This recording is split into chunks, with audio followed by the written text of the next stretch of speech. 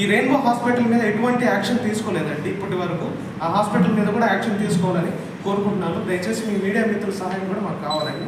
మా కుటుంబానికి న్యాయం చేయాలని కోరుకుంటున్నాను.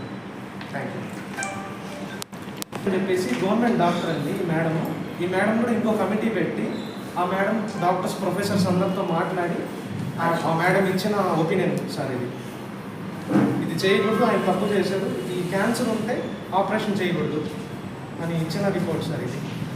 ఈ రెండు పెట్టుకొని మేము ఫైల్ చేయాలనుకుంటున్నాము, లీగల్గా వెళ్ళాలనుకుంటున్నాం సార్. స్పందనలో కంప్లైంట్ రేస్ చేశాను 3 సార్లు. 1 టౌన్ ఇది చెప్పొచ్చు కదా మరి, 1 టౌన్ సిఐ గారు సెటిల్మెంట్కి పిలిచారు కానీ ఏ రోజు కూడా ఆయన న్యాయం చేస్తారని చెప్పలేదు, ఎఫ్ఐఆర్ కూడా ఫైల్ చేయలేదు. ఎంతసేపటికి సెటిల్మెంట్ చేస్తాం, డబ్బులు ఇప్పిస్తాం, ఇది న్యాయం జరుగుతుంది అన్నట్టుగానే చెప్పారు సార్. చెప్పేస్తాను సార్.